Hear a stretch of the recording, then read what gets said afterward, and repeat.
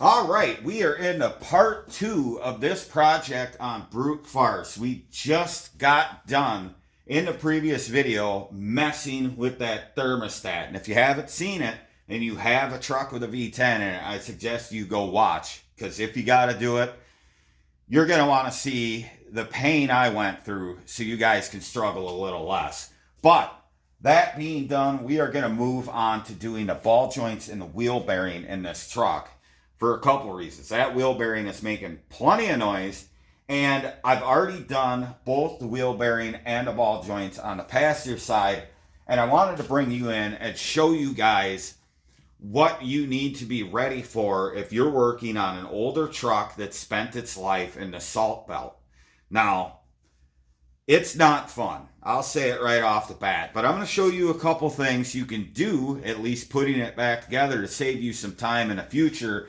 And also just a couple other ways I go about it that maybe you haven't thought of, or maybe you know of better ways. Let me know. But let's get into tearing this apart, and hopefully I don't lose my mind. So let's get to it.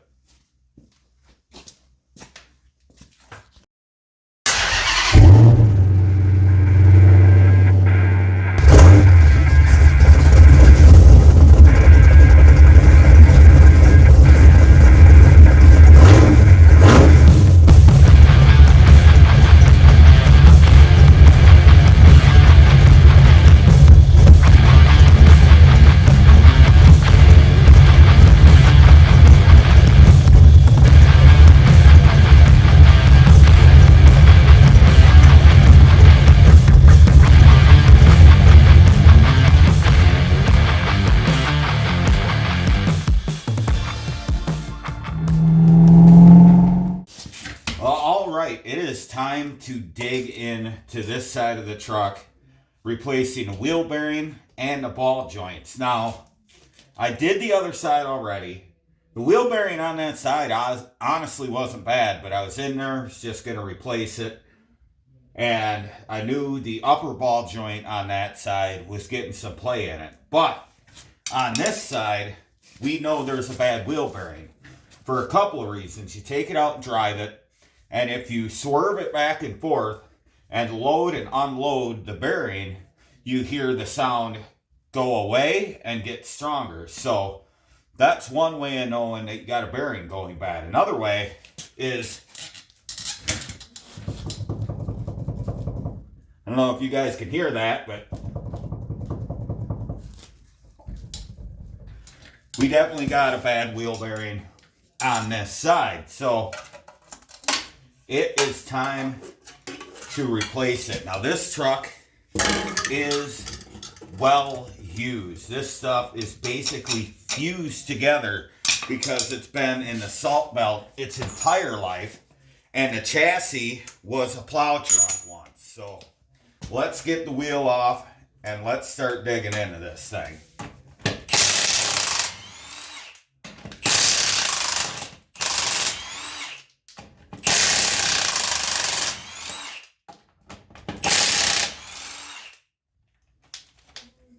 Well,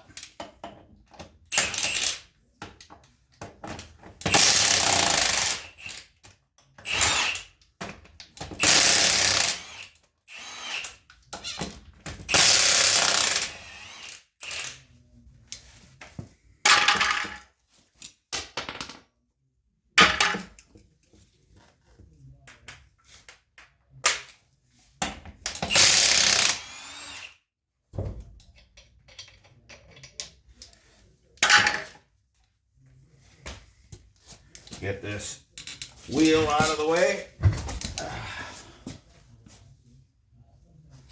We'll just prop it up against our snowmobile dolly over here. There we go. All right. Well, the first thing we got to do to start disassembling this is get the brakes out of the way. Now, the easiest way to do it is just turn the wheel and get at the bolts with the impact. So we're just going to jack up the other side of the truck. I've got this side already on a jack stand. We're going to get that wheel off the ground so we can manipulate the steering on this. So let me move some stuff out of the way. And we should be able to just caveman this thing over. Oh, that's some tight steering gear. Oh, there's a bunch of crap. Over there on that side, I've got stuff stacked up, so I can only turn it so far. So I guess the first thing I'm going to do is get our tie rod disconnected. We'll just flop that out of the way, and then we can kind of freely move our spindle. 13/16. Yep. Let's blast this off. There we go. Now, usually to bust the tie rod and lose something like that, you just want to hit the spindle where it goes through, and it drops right out. Now, we can get at our bolts on the back side, and if I remember right, these are 12.18 mil. So let's grab that. All right, so it's a 16 mil, and we're just going to break them loose by hand.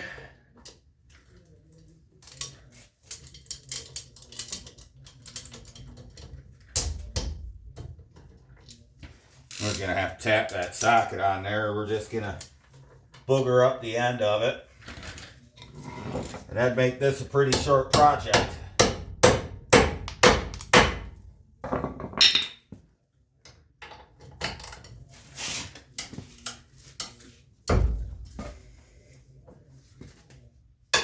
There we go. Okay, so we probably could have gotten away with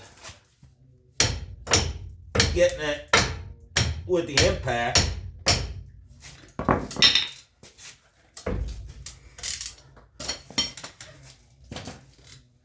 You need to be quite so cautious.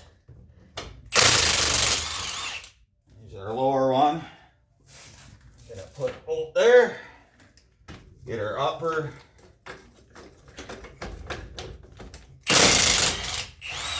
All right.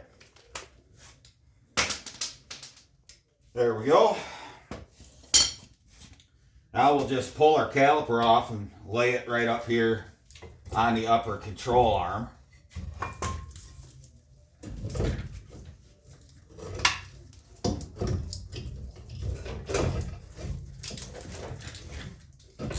That shouldn't go anywhere.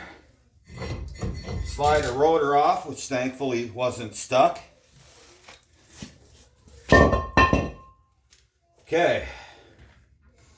Now it's the fun part, getting the big nut off, and then we can move into the back side and get our 4 bolts off.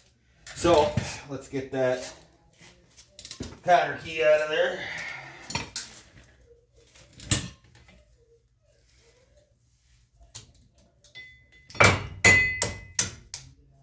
Probably could use a bigger hammer for that, but let's grab our big socket. All right, so these are 1 11/16 size. They're huge. Now, I couldn't find an axle nut set near me that goes big enough, so we just did the good old 3/4 inch drive chrome socket, because that's good for impacts, and we've got an adapter on there at 1/2 inch. This worked on the other side. I don't see why it won't on this side. There we go. Get that, give our axle a tap to make sure it's free, which it is, surprisingly. And now it's time to attack our bolts for the wheel bearing. So that should be a 14. All right, let's tap.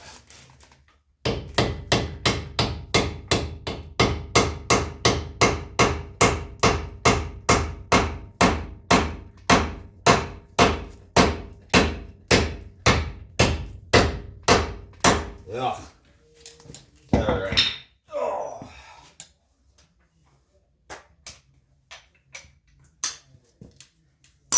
Start getting our wheel bearing bolts out.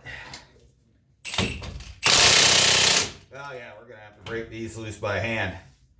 Yay.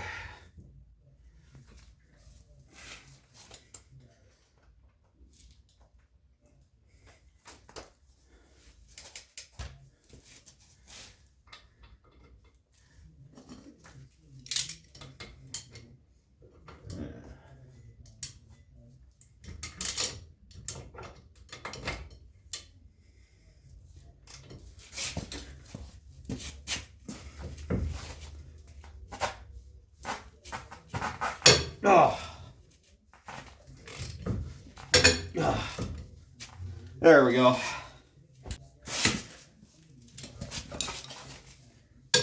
Oh. Oh.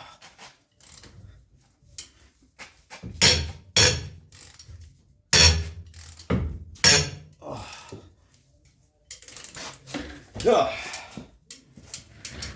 Now we should be able to run them out with the impact.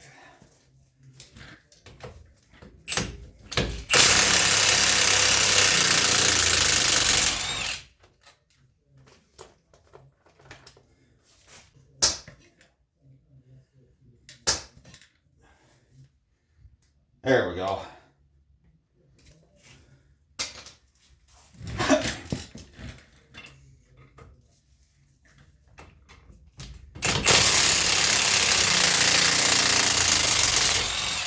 All right, there's two.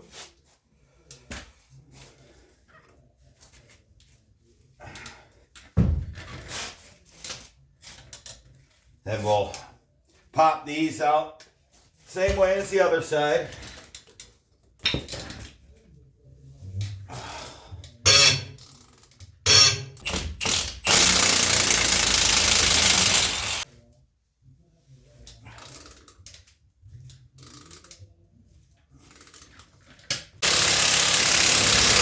Now that we got all the bolts out, seeing as the new bearing comes with a new pigtail, we're just going to cut this for now.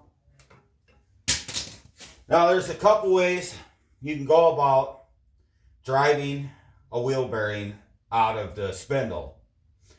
One is just straight brute force. Is take a big old hammer and start walloping, which is what we're going to do.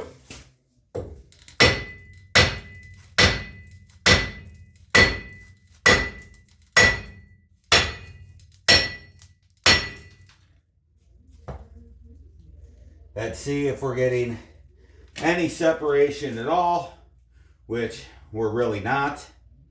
But I'm going to keep kind of smacking it, and if it doesn't move, then we're going to have to move to an air hammer.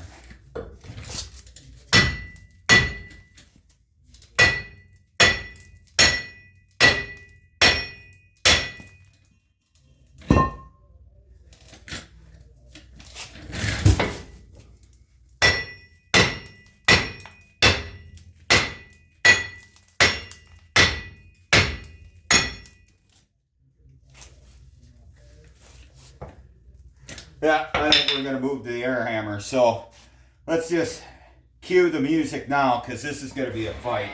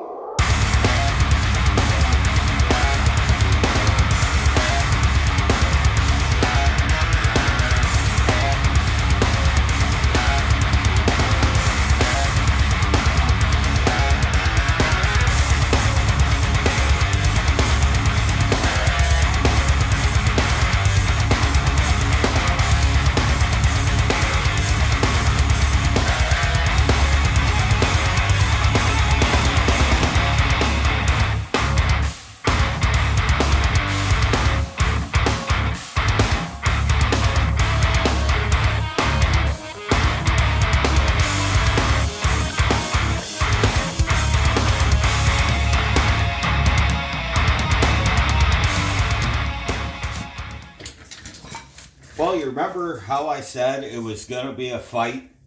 Well, it absolutely was. This bearing did not want to come out.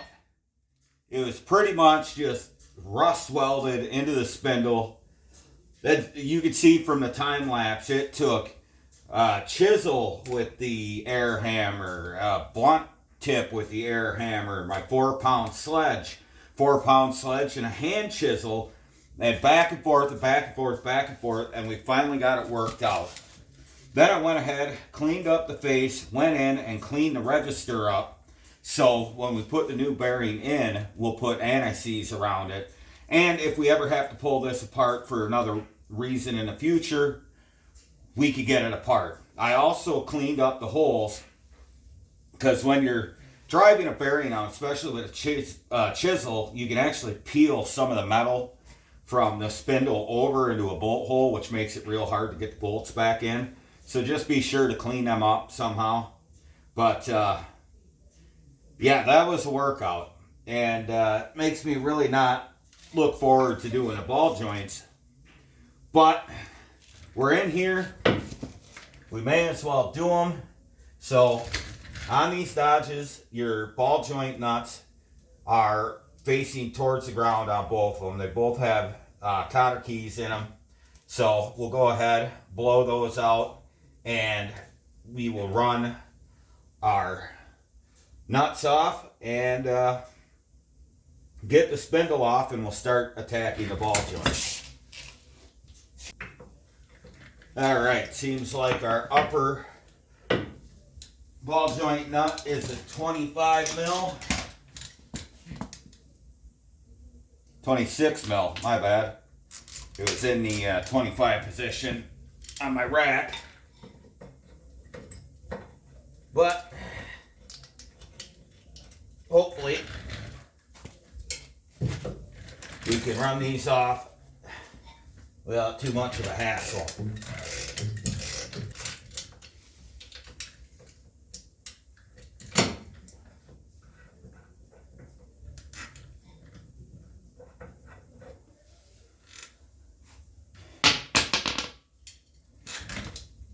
Maybe a 30 or whatever this is. There we go. 1 1/8.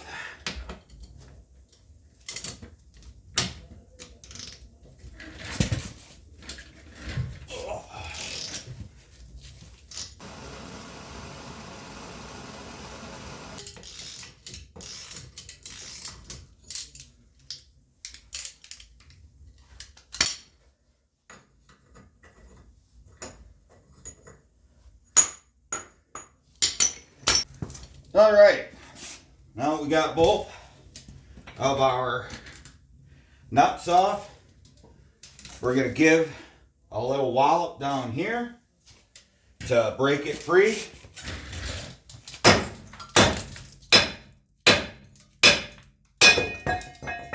There we go. Now our spindle is out of the way. We can set that off to the side for now.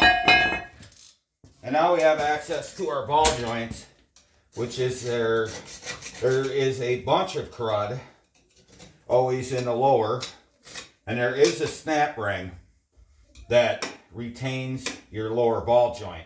There's not one up top, but there is one down here. So you got to dig in and, you know, kind of search for it, and you might find it.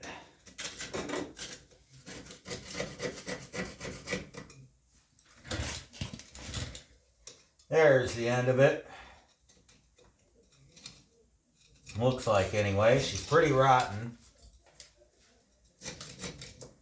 Yep.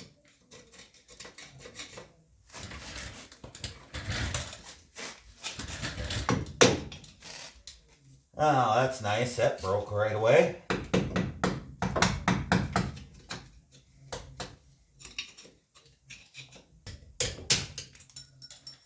Yeah, this is going to be a lot of fun.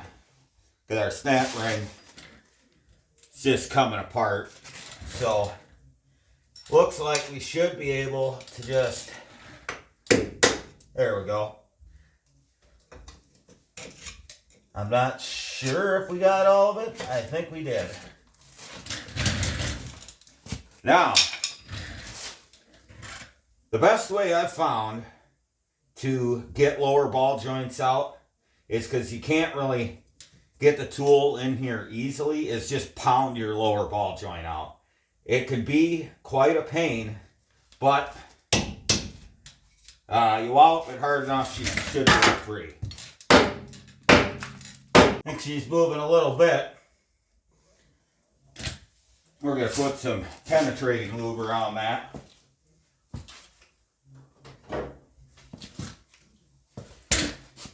Kind of get some of the rust and junk. Same thing up here.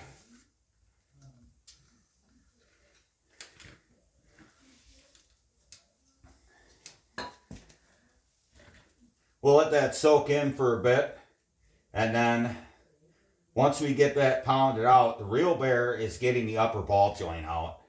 And that is mainly because there's no good way to press it out with any of the pieces the kit gives you. I found that just punching the center out of it and then putting the tool up in usually gets them out.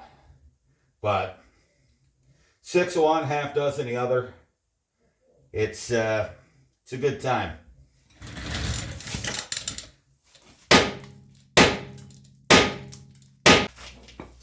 Ain't gonna be able to feel my hands tomorrow.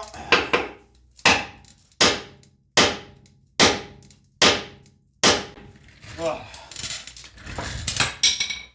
Gonna have to file all that. Now let's try with the press again.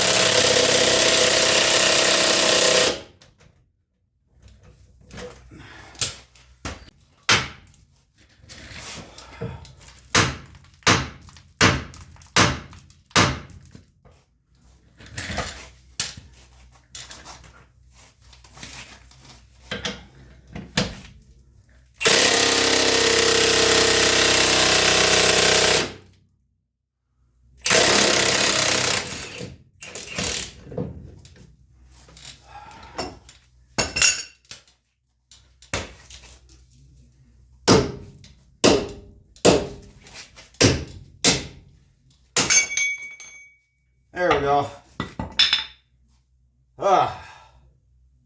So that's how easy it is to get the lower ball joint out. Not bad at all. So now it's time to press the upper out, which is just going to be a blast. I can't explain just how much I'm going to love this. All right, we've got our press set up here. And this one, we're going to have to go with old Hulk Hogan style and manhandle it. We're pushing up from the bottom. I've got this tool resting on a lip that's just pushing up on it. So hopefully we can get it to pop without too much trouble. Is that actually coming out? Huh. Maybe. I don't know if it moved or not. We're just touching the knuckle.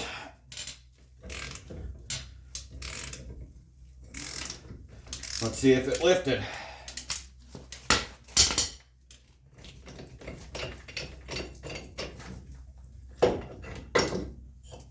Oh yeah. Yeah, picked right up. How about that? I'm actually pretty impressed that that worked. Now, I really don't have a good tool to put a cup under here, so we're just going to push on the stud now that we got it broke loose. Hopefully it'll pop out. So we will use this cup that's stuck. There we go. Boogered one of my cups here. There we go. Oh, let's see if we just jam it right out of there.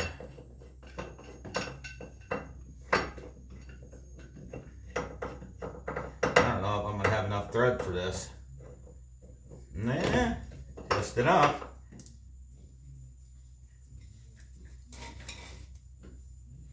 There we go.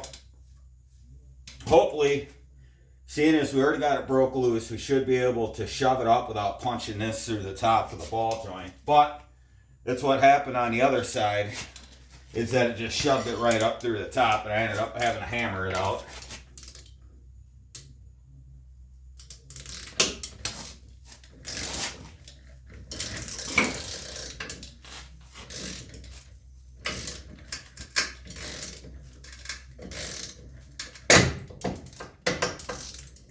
All right, did it pop it out?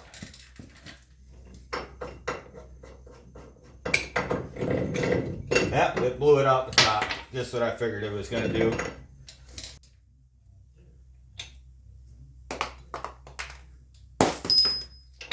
Get our stud up.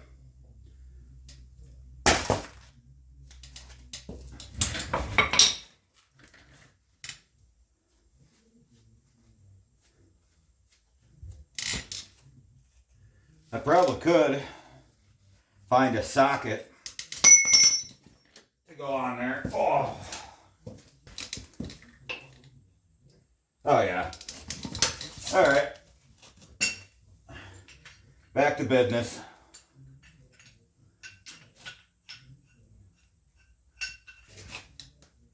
Throw that on there. Where's my, what you call it? There we go. That's not the one I want. That one is.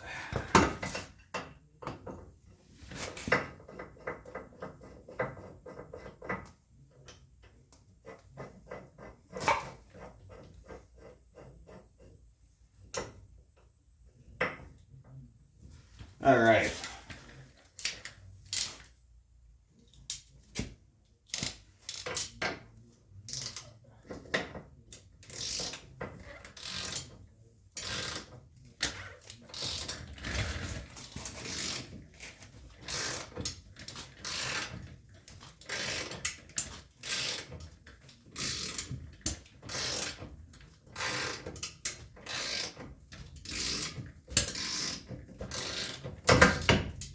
There we go. And if you could punch the stud through, you can actually get at this a little easier. So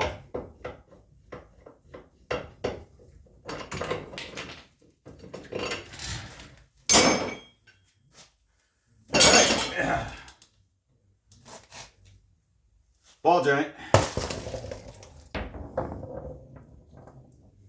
All right. Well, we've got some file work to do here where I kind of boogered the lip over as I was pounding it out. But we'll clean that up with a file and then we'll get to pressing the new ball joints in. But that's going to be tomorrow's problem. It's late enough at night right now that I'm going to call it a night. Come at this fresh as a daisy in the reassembly. We got to put our ball joints back in, throw the axle back in, spindle on, new wheel bearing, put the brakes on, and then I'm going to throw the front drive shaft back in because I did replace that output shaft seal on the front of the transfer case. So we're just going to leave it sit like this for the night and come at it fresh-faced in the morning. Well, all right. Into a nice new day. We've got our new ball joints. Got the stuff for that. I've got myself a file to clean this up. We got TV on for the dog inside, freshly showered. We're ready to go. All right, so we're gonna clean up this edge I kind of goobered up as I was pounding the old ball joint out with just a half round file. And not gonna take a whole lot to get it cleaned up, so just go around it like that. There we go. I think we got her pretty well cleaned, but a few more passes. You know, I found a centipede in my shower also. That almost ruined my day. You know, I don't like things with more than 4 legs.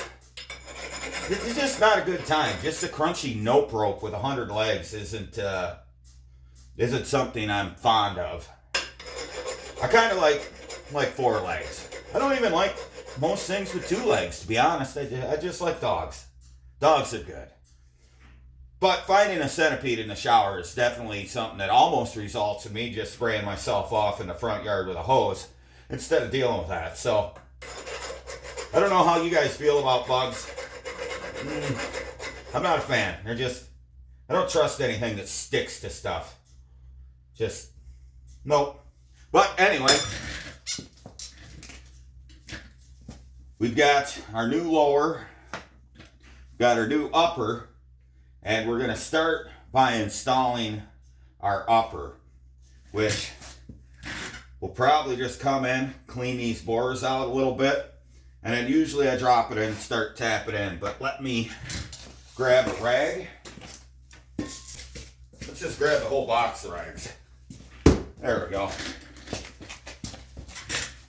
Just kind of clean this out a little bit.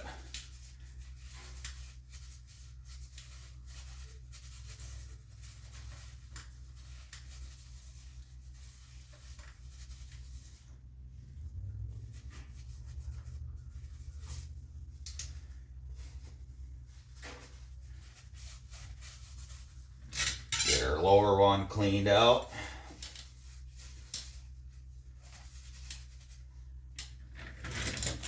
All right, I'm actually going to throw a set of gloves on just so I don't get more grease on my hands, because that's after washing my hands twice last night and a shower. So, all right.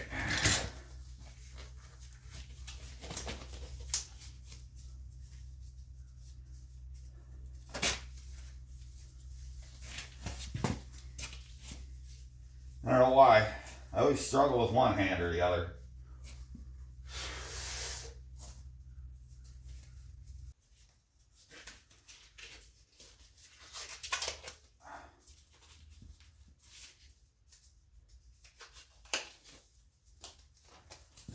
There we go.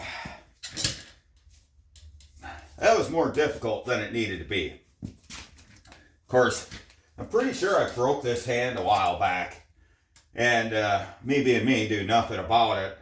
So it kind of sucks putting a glove on, because you got to move your hand in some interesting ways, which my hand just don't move those ways, so it kind of hurts. Probably should go to the doctor. I do have pretty good health insurance, but I don't have time for that. It'll heal as long as I don't hit it on anything again.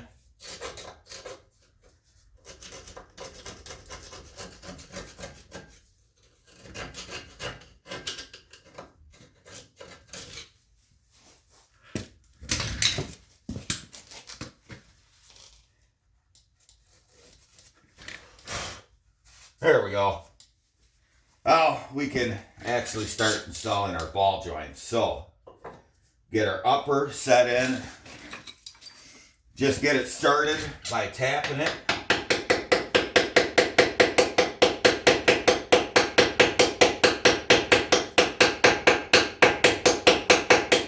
Just going around it lightly. You don't want to beat on, like absolutely beat on the top of the ball joint, because that'll screw up your cup inside.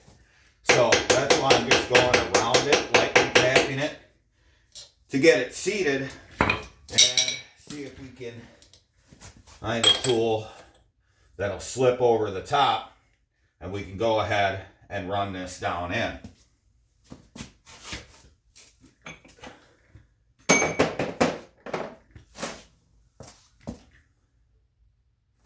See how much stroke we have here.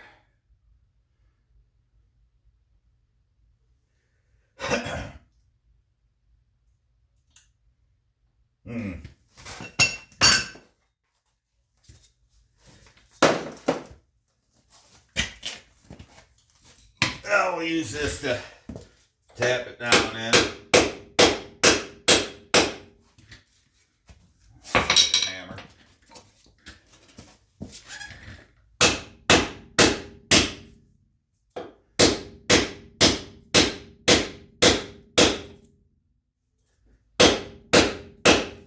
I guess we really don't need to press so much. And just kind of pound it in. This tool is riding the outside, so I'm not beating the top of the ball joint. We're just driving it in.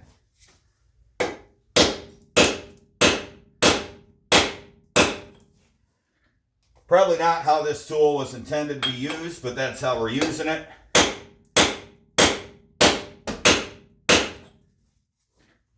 And it's seated. Okay. That's why it helps to clean up the bore, for one, and just beat it in. The lower one goes in from the bottom. So this one, it's going to be a little more difficult, but we'll get her done. Find one that fits the register on that. Get our nut off out of the way.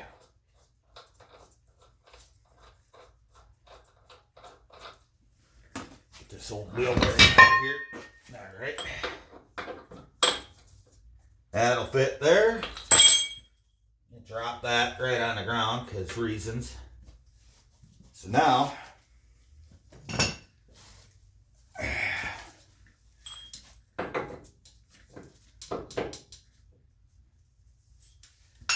that.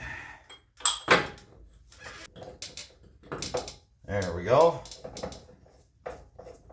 Get our upper cup centered.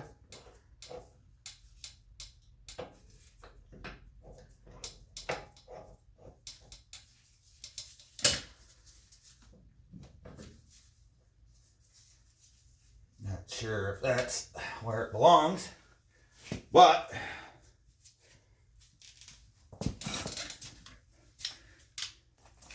grab our 7/8.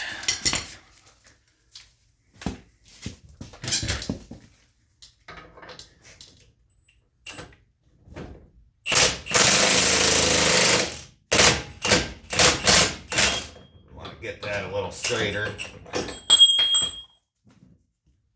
Yeah, that's the problem with doing these trucks.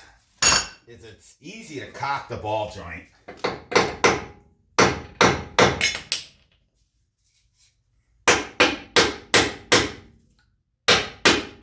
There we go.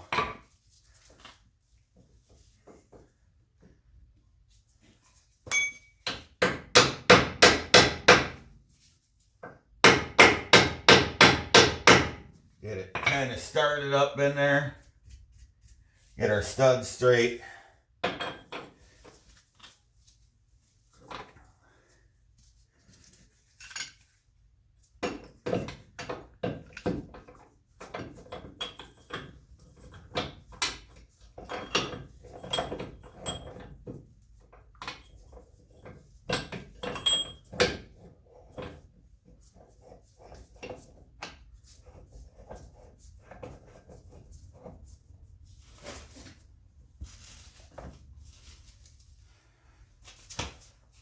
we're going to do this by hand. Help guide it in here.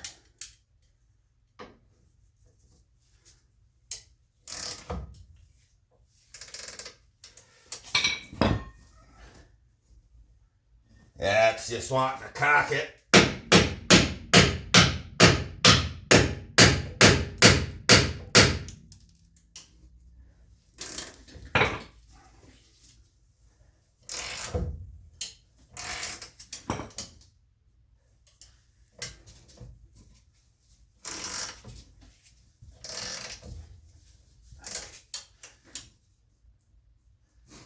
Yeah, it looks like it's going in there straightish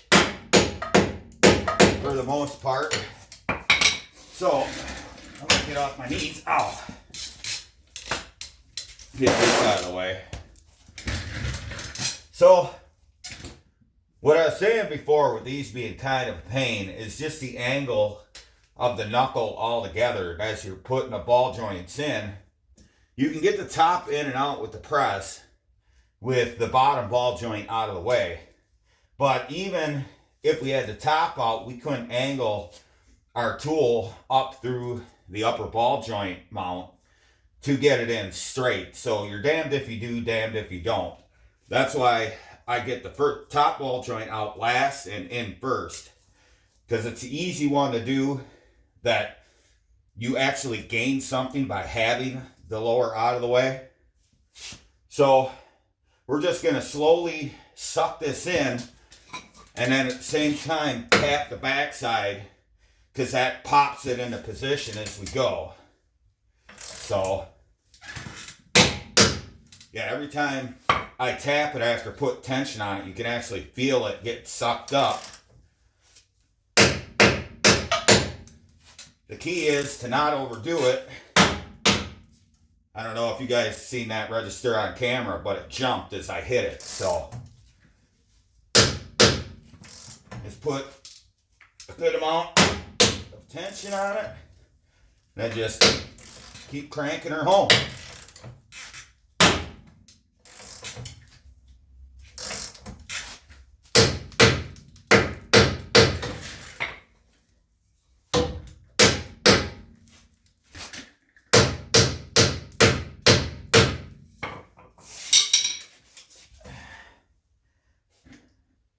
Almost got it completely seated. Some more on the oofta gauge.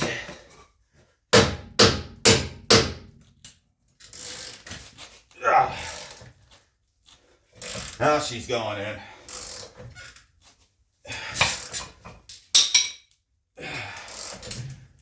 And then just pull till you shit your socks. And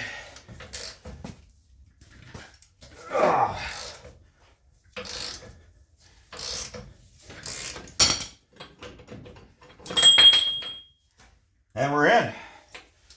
We can see our groove for our snap ring, and we're good to go. So I'm going to grab my snap ring pliers. We'll get that in. We'll get our grease zerks put in, and we can start throwing our spindle back on and get this put back together. There we go.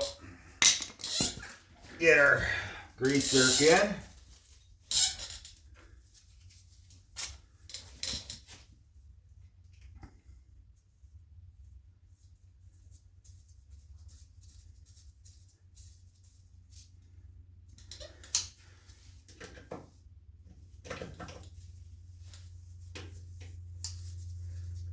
There we go.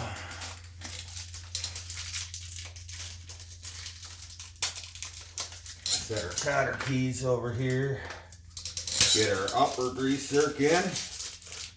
And we can slam our spindle back on.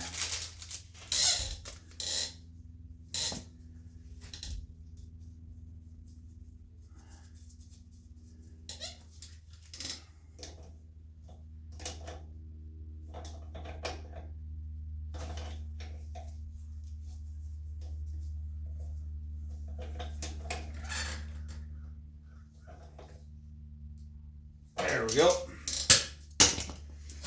Okay.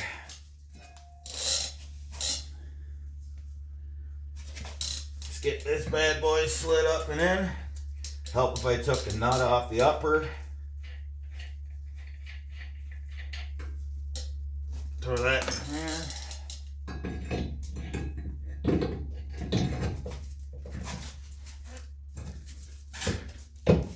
There we go.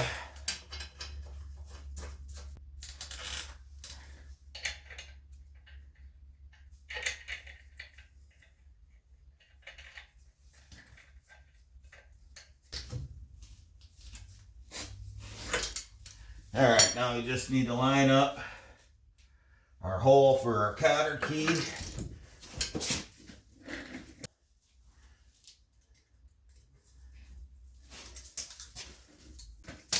All right, let's tighten up our upper one.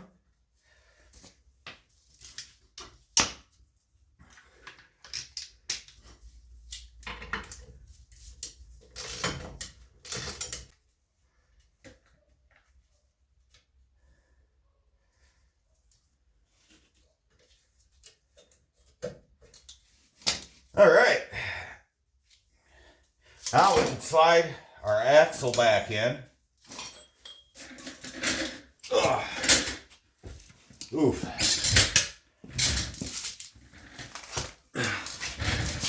Grab our rag, clean any crud off of the seal riding surface. Get any crap out of our splines. Now, I do have U-joints for these axles, but these are actually in really good shape. There's not any looseness to them, so I'm going to leave them be. Because now that I've gotten this all cleaned up, if they do go out in the future, I can disassemble it easy enough. So, there we go. We are in. Now it's time to throw our wheel bearing in. All right. It's our new hub. And one thing we want to do before we install it is get a generous coating of anti-seize around the hub register in the spindle.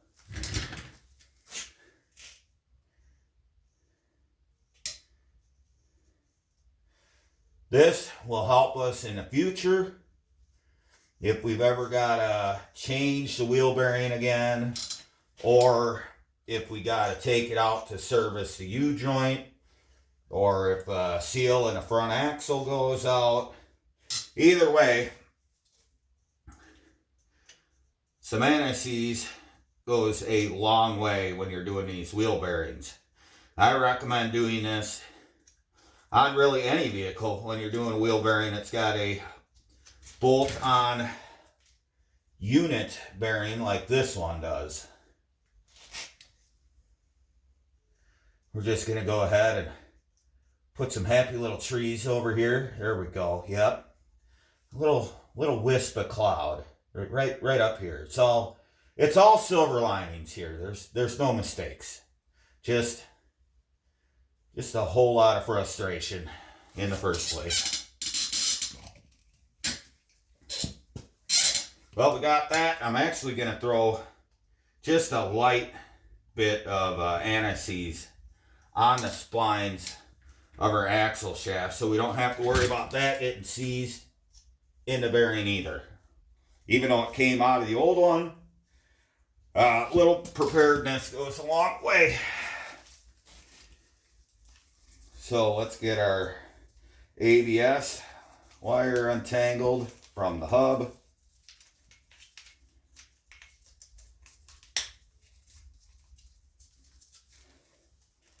All right. Now we can go ahead and slide our guy home.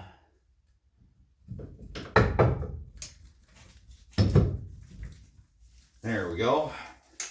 Put that up over there. And we can start running some bolts in. I'm not going to put anti-seize on these bolts because of obvious reasons. You really don't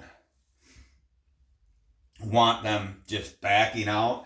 And usually, unless it's really, really, really old, they're not going to seize in there, especially like over the few years that this bearing's going to be in here if we ever got to pull it back out for any reason.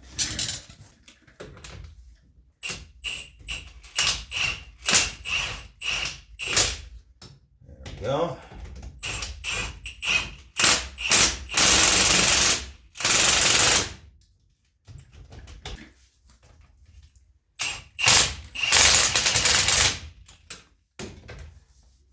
Our caliper's in the way, of course.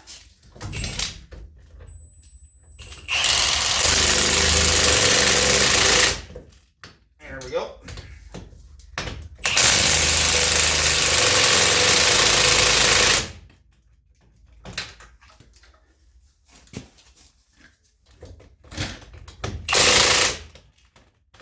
That's tight. Swing it around.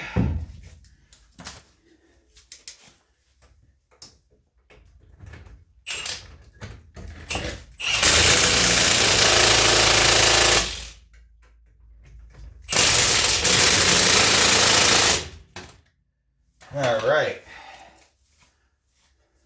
that's in there. Now we can put our axle nut on, put our washer in, and get our nut on, and we can torque this down, which my torque wrench is right here. And it's set to 180 foot-pounds, which is from when I did the other side, which a lot of people might say, oh, you shouldn't leave your torque wrench just sitting in a toolbox. It doesn't affect these style torque wrenches. Your typical ones with the twist handle to set them, they don't like that. These style, you don't have an issue with. So, get our socket on there.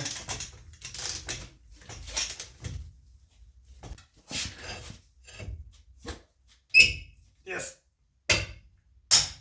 give her the beans. There we go. I did actually set this up for a couple pound-feet more than 180 to account for the adapter. Because anytime you're using a torque wrench and you got some sort of extension in there, anything like that, it's actually going to throw your torque rating off. It's going to make it a little lower actual torque than what it would be without one. So get it in there. Don't hold your socket because that'll throw your torque off, and then just get her torqued down. So anytime you do a project, you're going to have spare parts. And I completely forgot to put this guy back in there to hold our ABS wire. But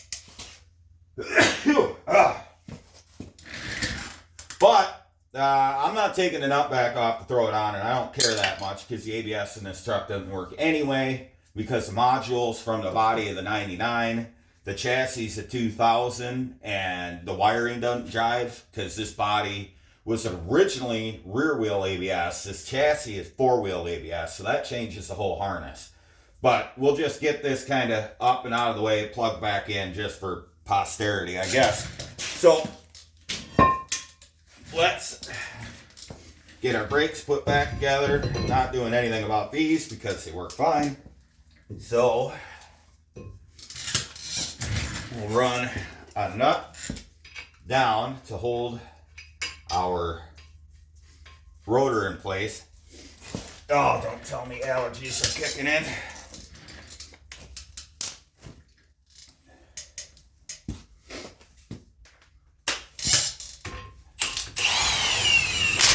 There we go. That way we're not fighting the rotor bouncing around. And we can get our caliper back on. And then once we get all this tightened down, we'll grease everything and be on our way. And all these fasteners, if I haven't mentioned it already, the brake caliper bolts and the wheel bearing bolts are all 12 point. So before you do this, make sure you get a set of 12-point sockets.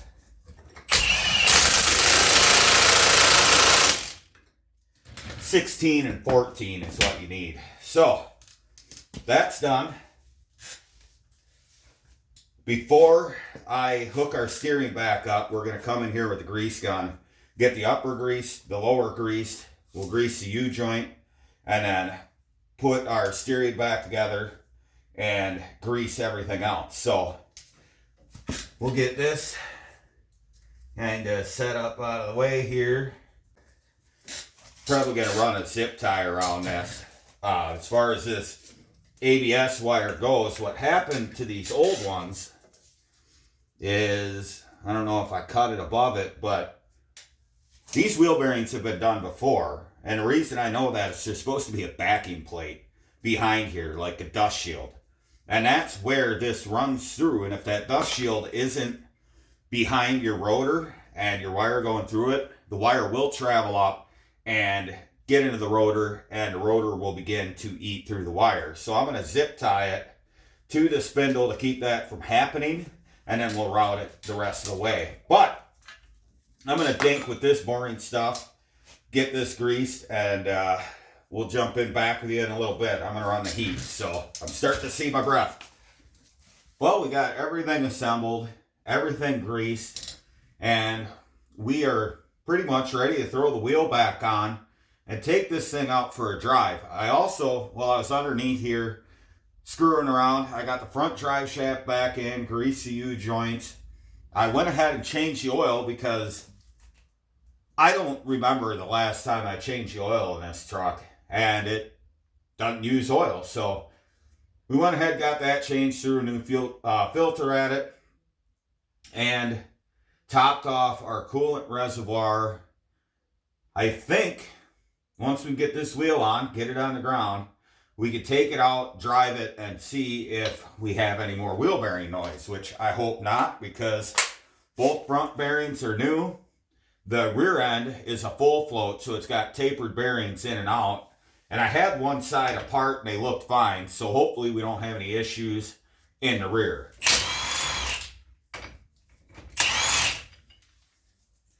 So let's get this wheel on. Probably should rotate these tires one of these days.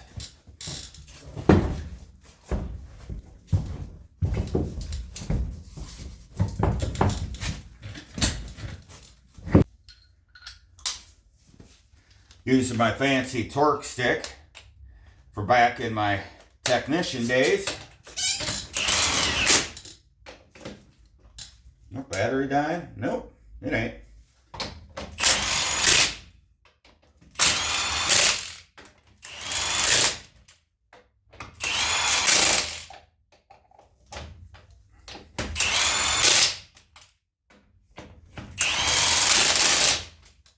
Now, the key with the torque stick is you don't want to hold it, and then you just pull the trigger till it rattles, but don't have your hand on here. Just like that. Those torque sticks do save a good amount of time when you're in a fast-paced shop environment, not having to hand torque everything, unless the customer specifically requested it. But there we go. Got that done. We're going to get this thing on the ground. We're going to, well, we got to move the Challenger, get this out of the garage, and let's take it for a ride. Well, all right. Let's see how this thing does with its new wheel bearing. Hopefully all of our howling's gone. I've also got my old snap-on brick hooked up. In the previous episode, we did the thermostat on this, and that's why this is two parts, because that took long enough. But I was questioning if the gauge in the cluster is working properly or not, or if it's a sender. So the way to figure that out is to just hook the scanner up and see what the PCM's telling us versus what the cluster is telling us. So let's get this thing out to highway speed, see how it does.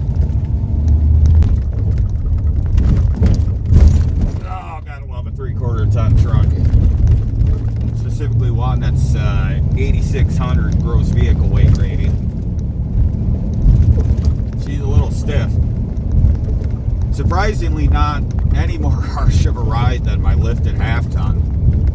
Just get a whole lot more capability out of this. And around the same fuel economy.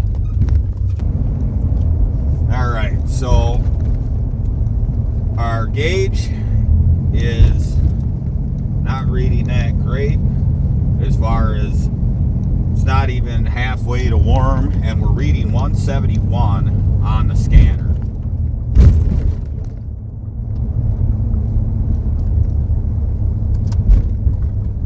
So I think it might just be the cluster, which would make sense because with key on, engine off, it shows like 30 pounds oil pressure. So that's probably not correct.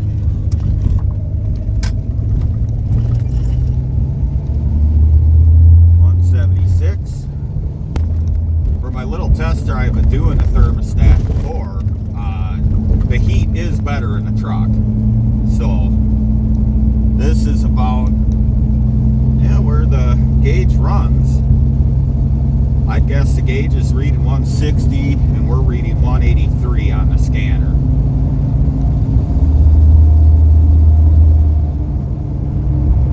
I can already tell you the wheel bearing noise is gone, just going 40 miles an hour. That's pretty nice. All I can hear is tire noise now. Well, thermostat cracked open, dropped us down to 180. Back up 183.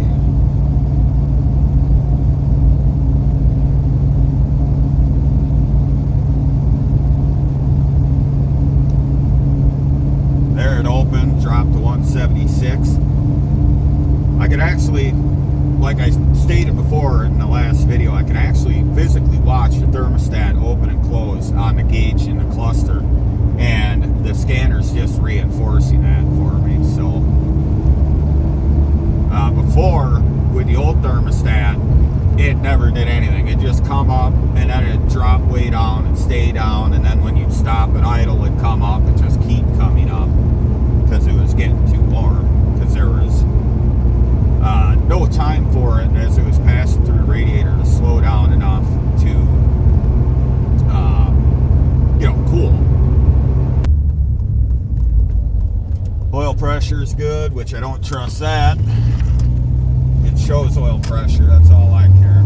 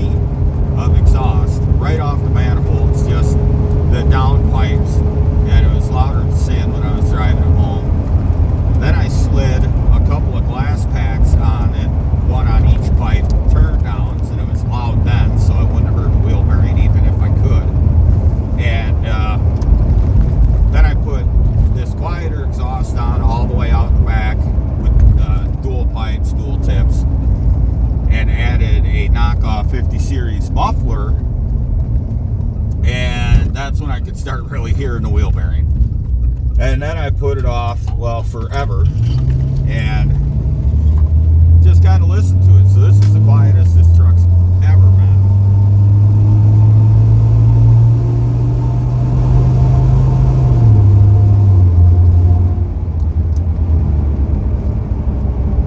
Get on the big road here, get her up to interstate speed.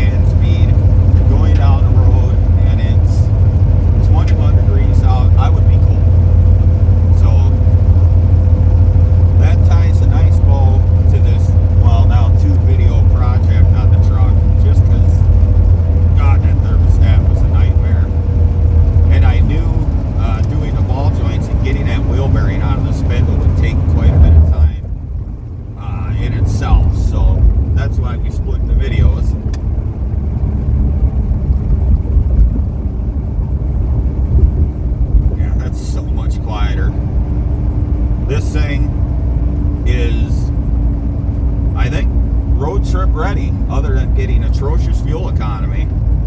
So now I don't have really any fears about taking us hundreds of miles to go get a frame for that square body project, because I need a clean T.N.T 800 frame for it instead of investing all that time into that one that's under it that I got from the donor truck. I think it's just easier to hook the trailer up, make a day trip, if not a little more, and go get a new frame for it. So yeah, I think we'll see you back in the shop. I'm gonna clean up a little bit, and then we'll wrap this up.